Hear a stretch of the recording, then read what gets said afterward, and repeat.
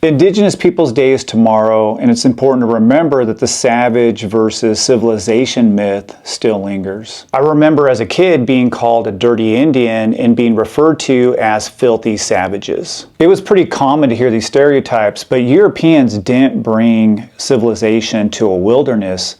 They plunged into highly organized indigenous societies. Let's set the record straight. In 1492, Europe was anything but civilized. Europeans suffered from waves of diseases like the Black Death. Famine and peasant wars and extreme levels of poverty were prevalent. Accused witches were burned by the thousands, and working class people lived short, grinding lives. It was a world filled with pain and suffering, and Europeans rarely took a bath or had access to clean drinking water. This is the world that Europeans left in 1492. Now let's contrast that with indigenous societies that lived in a world of abundance where taking a bath was part of your health and wellness routine. We washed our bodies daily in rivers and streams and utilized sweat lodges to purify our bodies. We even did cold plunges to reset the body and the spirit. Local plants were utilized for hair shampoo, conditioner, deodorants,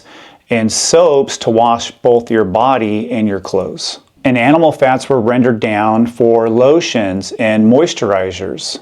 Chewing sticks were used to brush your teeth. Indigenous people even had mouthwash and breath fresheners. It was unusual for indigenous peoples to have cavities and rotten teeth. Indigenous midwives utilized steam and warm bath water and herbal washes for postpartum healing. Also, babies were swaddled in clean cradle boards. Health and sanitation was built into every aspect of daily life. Let's contrast that with what indigenous people thought of Europeans. Tisquantum, also known as Squanto, tried his best to get the English to take up bathing, but to no avail. The Huron told French missionaries that they had little intelligence compared to themselves. Many tribal communities called these newcomers weak, untrustworthy, ugly, and of course smelly. The British and the French, who hardly took a bath, were stunned by our interest in personal hygiene. And being clean wasn't about vanity, it was about maintaining good health and wellness. Tribal people were physically fit and did not suffer from any major diseases. And Europeans called us savages, while they were fleeing famine, filth, and fear. So let's kill the myth. Europe was anything but civilized.